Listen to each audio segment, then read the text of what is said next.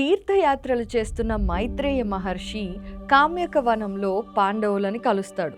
అప్పుడు ఆయనకి కౌరవులు ఇలా జూదమాడిన విషయం, అది కూడా మోసం చేసి జూదంలో గెలిచిన విషయం తెలుస్తుంది. దాంతో ధృతరాష్ట్రుడు, భీష్ముడు మైత్రేయ మహర్షికి మంచి మిత్రులు కాబట్టి అసలు వాళ్ళతో మాట్లాడదామని హస్తినకు వస్తాడనమాట. అప్పుడు మైత్రేయ మహర్షి ధృతరాష్ట్రుడితో మాట్లాడిన తర్వాత దుర్యోధనుడిని పిలవమంటాడు. దుర్యోధనుడేమో చాలా పొగరుగా వచ్చి మైత్రేయ మహర్షి ముందు నిలబడతాడు. మైత్రేయ మహర్షి దుర్యోధనుడిని చూసి, దుర్యోధన, నువ్వు చాలా అవివేకంతో ప్రవర్తిస్తున్నావు. పాండవులేమీ తక్కువ వారు కాదు. వారికి ద్రుపదుడి నుండి సహకారం ఉంది, ఎంతో రాజుల బలం ఉంది. నువ్విలా మొండిగా చేస్తే ఎప్పుడో ఒకసారి యుద్ధం జరుగుతుంది.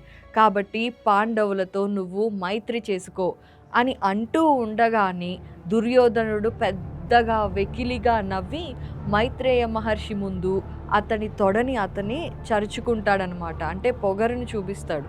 అప్పుడు వెంటనే మైత్రేయ మహర్షికి చాలా కోపం వస్తుంది. అతని చేతిలోకి మంత్రజలం తీసుకొని, నువ్వు ఏ పొగరుతో అయితే నా దగ్గర నీ తొడని చరిచావో అదే తొడని అతి బలవంతుడైన భీముడు విరక్కొడతాడు.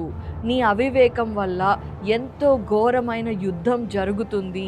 ఆ యుద్ధంలో నీవు తప్పక ఓడిపోతావు అని ఆ మంత్రజలం దుర్యోధనుడి మీద చల్లి శపించేస్తాడు.